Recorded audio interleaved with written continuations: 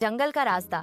पेड़ों के नीचे 3 चिंपैंजी बैठे हैं। एक बार की बात है, एक निर्दयी शिकारी था जिसे जानवरों को मारने में मजा आता था। एक दोपहर जब वह अपने घर लौट रहा था, उसने सड़क किनारे एक पेड़ के नीचे 3 चिंपैंजी देखे। शिकारी उन्हें देखता है, चुपचाप नजदीक जाता है। ध्यान से देखने पर उसे पता चला कि 2 चिंपैंजी बूढ़े और कमजोर थे और तीसरा चिंपैंजी जवान था जो उन्हें खाना खिला रहा था। जवान चिंपैंजी फल खिला रहा है। वह जवान चिंपैंजी सबसे ताकतवर और स्वस्थ दिख रहा था। यह देखकर शिकारी ने उसे निशाना बनाया। शिकारी बंदूक ताने खड़ा है। यंग चिंपांजी कांपते हुए, कृपया मुझे मत मारो। मैं अपने बूढ़े माता पिता का इकलौता बेटा हूँ। अगर मैं मर गया तो उनका ख्याल कौन रखेगा? लेकिन उस बेरहम शिकारी ने उसकी एक न सुनी और उसे मार डाला। बूढ़े चिंपैंजी अकेले, भूखे, कमजोर पड़े हैं। कुछ ही दिनों बाद वह दोनों बूढ़े चिंपैंजी भूख से मर गए।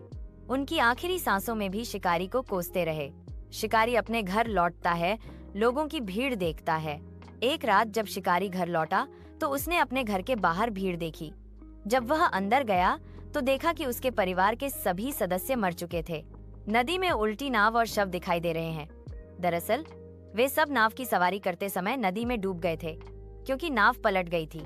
शिकारी बैठा हुआ चिंपैंजियों को याद करता है, पछताता है। चिंपैंजियों की याद करते हुए शिकारी को अपनी गलती का एहसास हुआ।